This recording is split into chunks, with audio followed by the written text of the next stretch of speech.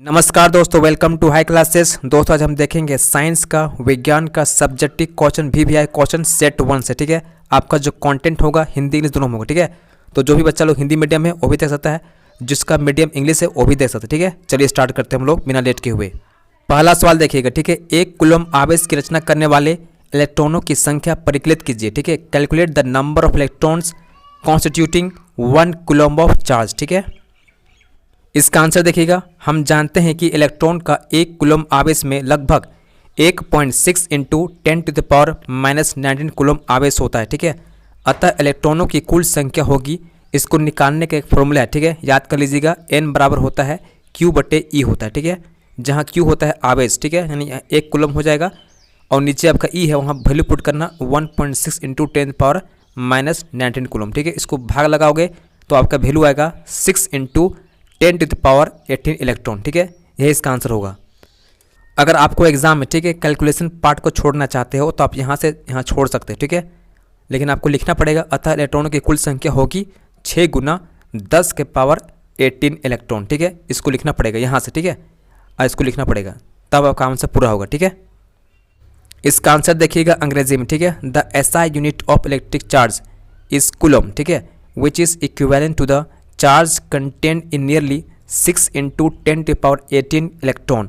We know that an electron possesses a negative charge of 1.6 into 10⁻⁻19 coulomb. ठीक है, आप इसका आंसर इस प्रकार से भी कर सकते हो, जो आपको पसंद आएगा वही करना। ठीक है, द चार्ज ऑन इलेक्ट्रॉन, ठीक है, E बराबर कितना होता है 1.6 इंटू 10⁻⁻19 coulomb. ठीक है, उसके बाद लिखिएगा, so number of electron constituting 1 coulomb is given by n बराबर, स्मॉल n बराबर होता है Q/E होता है। ठीक है, Q का वैल्यू होता है 1 कूलम। ठीक है, और E का वैल्यू पुट करना 1.6 इंटू 10⁻⁻19 कूलम। ठीक है, इसको भाग करोगे तो ये आ जाएगा 6 इंटू 10⁻18 इलेक्ट्रॉन। ठीक है, तो ये आपका सही आंसर होगा, परफेक्ट आंसर होगा। ठीक है, अब आगे देखिएगा, हम वाहनों में उत्तल दर्पण को पश्च दृश्य दर्पण के रूप में वरीयता क्यों देते हैं?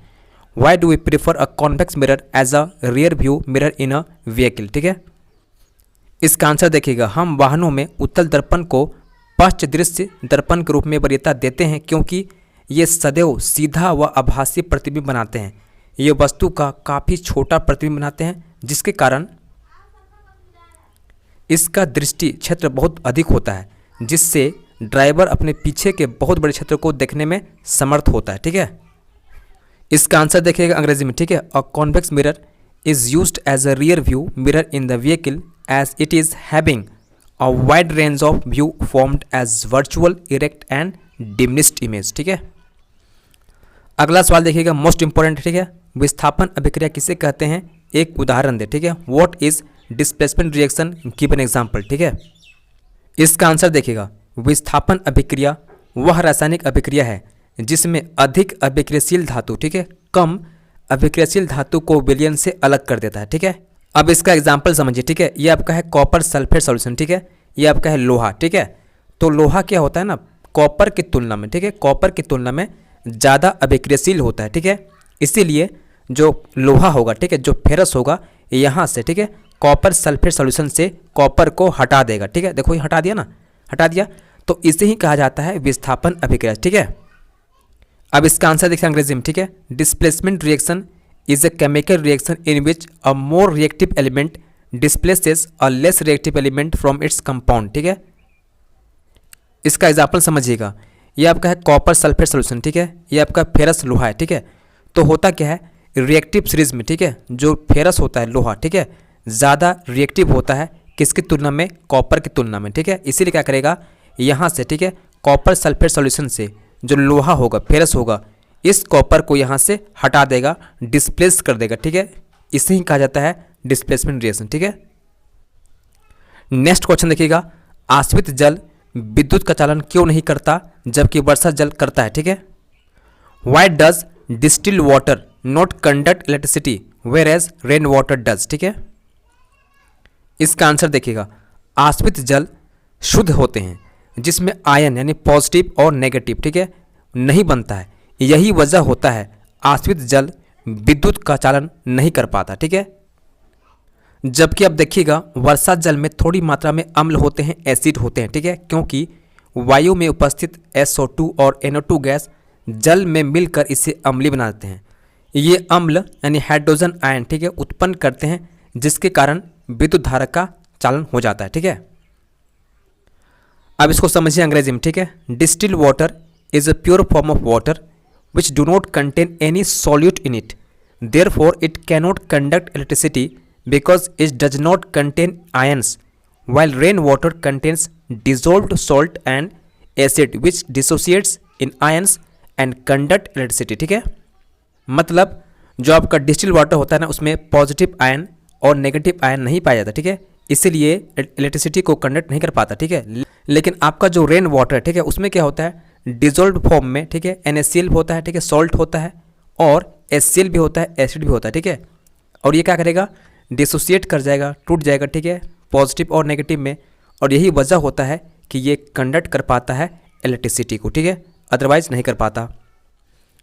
अगला सवाल देखिएगा, हमारे अमाशय में अम्ल की क्या भूमिका होती है? What is the role of acid in our stomach, ठीक है। इसका आंसर देखिएगा, अमाशय की भित्ति में उपस्थित जठर ग्रंथियों से हाइड्रोक्लोरिक अम्ल, ठीक है, HCl उत्पन्न होता है। यह अम्लीय माध्यम तैयार करता है जो पेप्सिन एंजाइम की क्रिया को सहायता पहुंचाता है, ठीक है। यह भोजन को सड़ने से रोकता है, यह भोजन के साथ आए जीवाणुओं को नष्ट कर देता है, ठीक है। अब इसका आंसर देखिए अंग्रेजी में, ठीक है। Acid makes the medium in stomach acidic so as to facilitate the action of pepsin, it also kills germs that enter our stomach with food.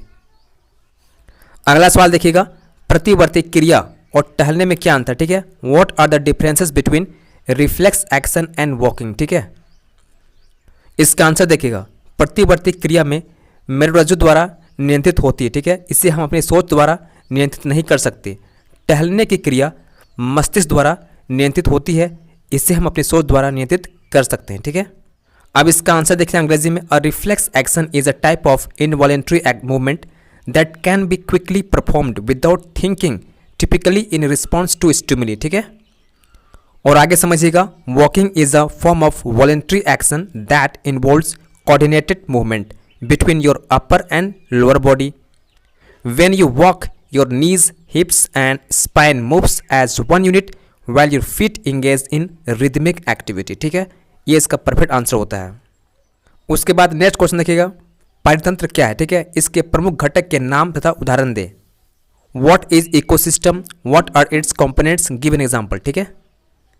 इसका आंसर देखिएगा, प्रकृति में जीवों के विभिन्न समुदाय एक साथ रहते हैं और परस्पर एक दूसरे के साथ साथ अपने भौतिक पर्यावरण के साथ एक पारिस्थितिक इकाई के रूप में अन्योन्य क्रिया करते हैं, इसे हम पारितंत्र कहते हैं, ठीक है। इसके दो प्रमुख घटक है, ठीक है, जैविक और अजैविक, ठीक है। जैविक में आपका आएगा हरे पौधे, जीव जंतु, सूक्ष्म जीव, ठीक है। अजैविक में आएगा तापमान, आर्द्रता, प्रकाश, ठीक है। अब इसका आंसर देखिए अंग्रेजी में, ठीक है। Living organisms seem to interact amongst themselves and with the physical environment. This in short can be called ecosystem. Ecosystem may be classified under two main types, ठीक है, biotic component, green plant, animal, microorganism आएगा, ठीक है। abiotic component, temperature, humidity, light and wind आएगा, ठीक है। तो दोस्तों ये था हम लोग का साइंस का सब्जेक्टिव क्वेश्चन। आपको इसी प्रकार से भी लगातार वीडियो मिलता रहेगा, साइंस का भी और SST का भी, ठीक है, दोनों का वीडियो मिलेगा आपको, ठीक है, क्योंकि दोनों आपका एग्जाम बहुत क्लोज है। दोस्तों जो लोग भी इस चैनल पर पहली बार आ रहे हैं प्लीज़ सब्सक्राइब करना। मिलते हैं हम लोग इसी प्रकार के नेक्स्ट वीडियो में नेक्स्ट इंपॉर्टेंट कंटेंट लेकर, तब तक धन्यवाद, जय हिंद।